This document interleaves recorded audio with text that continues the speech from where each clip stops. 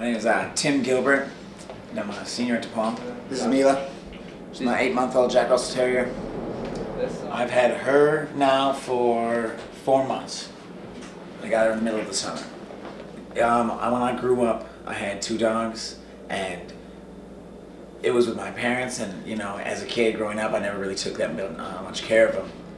And when I came here, a couple of my friends had dogs, and they never really had time for them. They would get dogs, and they would end up having to give them away. But my friend Jimmy said that a little dog just came in, and that, you know, she wasn't necessarily in bad shape, but she came from a pretty bad house. They had 2 pit bulls there, which, you know, as big dogs and it's a puppy, you know, from the way that she acts with other dogs now, she pretty much whoops them because she's used to the big dogs. She's not scared of them.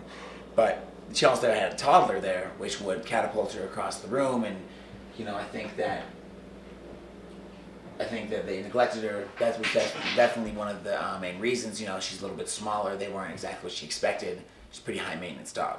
You know, when I got her from the shelter, she didn't necessarily look so underfed, but she was really, really out of it. I feel like it may have been a rough day when they went and dropped her off. I worked at Paws for 2.5 years, just like walking dogs around. Specifically, this one pit bull that his back legs didn't work because he got hit by a car and was in a wheelchair. It's my favorite one. One of the things that I noticed about dogs when I was there is like a lot of them were not only like psychologically hurt, but they were also physically hurt, or they, you know, weren't fed. It's just straight neglect. Since I got her, one of the biggest problems was her separation anxiety whenever she was by herself, which was a big problem with a lot of dogs there. But now, you know, because of her trust factor, you know, I leave the house, come back frequently, she gets more used to it. Since having her, me and Mikey over there had taken 2 dogs and had them at our house and really, really wanted to keep them. We ended up, you know, putting them into the shelter system because we just didn't have enough time. And this was 2 years ago. Now I feel as though I got a better handle on it. But yeah, at the same time, when you're trying to train an animal that had already been with one family and already had a set of rules, it's hard to kind of break them.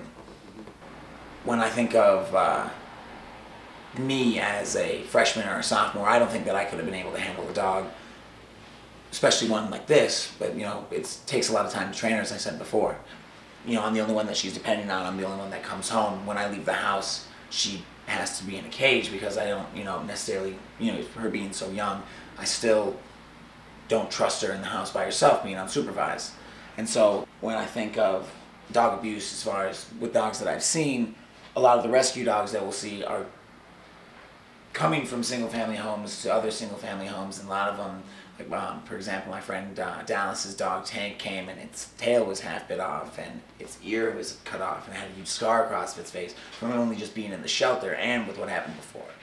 I think that's my favorite part about having a dog is I'm not necessarily living alone anymore. You know, the example of today, you know, I hear some bad news, I come home and my dog's there and she's happy. It makes me happy. It makes being at home a little bit more fulfilling, I guess. It's not something that you'll be able to necessarily understand before you get the dog. You have to make sure that you work with them and you're flexible, because there's going to be days where you disappoint your dog.